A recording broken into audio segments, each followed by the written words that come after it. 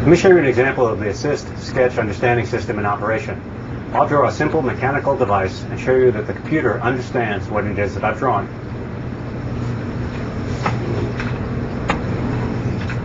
I'll start by drawing a simple hill. I'll anchor it to the background. I'll put a little cart on the hill, give it wheels,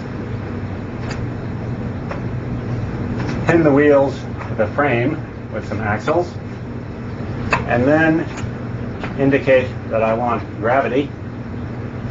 And now if I'd drawn this on a piece of paper and shown it to you, you'd understand what it is that was about to happen. I want the computer to be able to understand what's going to happen as well. And I can simply push the run button, and it produces the expected simulation.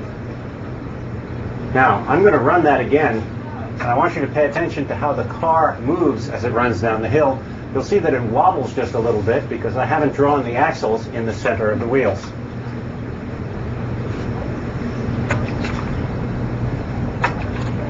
Now, one of the nice things about an online environment is we can have the advantage of having it feel like paper and yet be able to do things that are not possible to do on paper.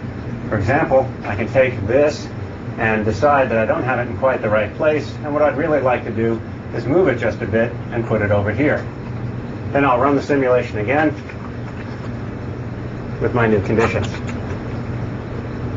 And finally, we'll go back there one more time. And this time what I'd like to do is make the simulation a little bit more interesting and a little bit more complicated. We'll add a speed bump and anchor it to the frame. And we'll add a pendulum. And now let's see what it is that our system is going to do in operation. It still manages to make it over the speed bump and head on down the hill.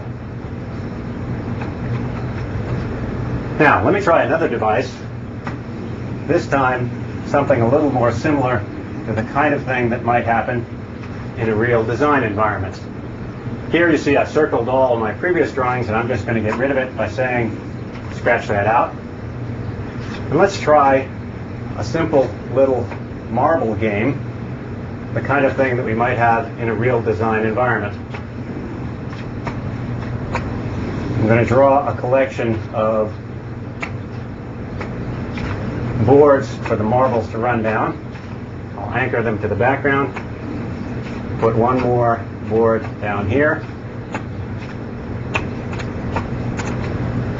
and let's give them a cup to fall into.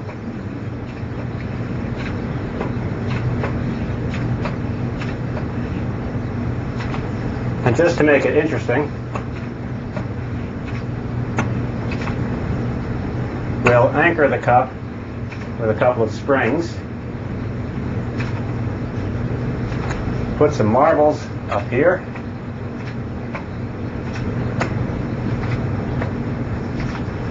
okay, now let's see what this does.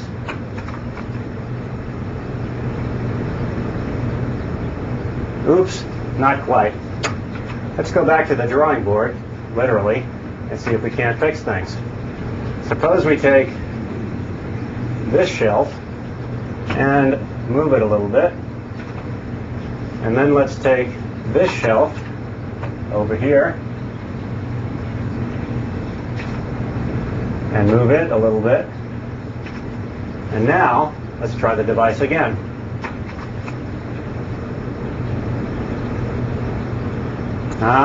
Still missed. One more shot at it. This time, let's try grabbing the cup, changing its location.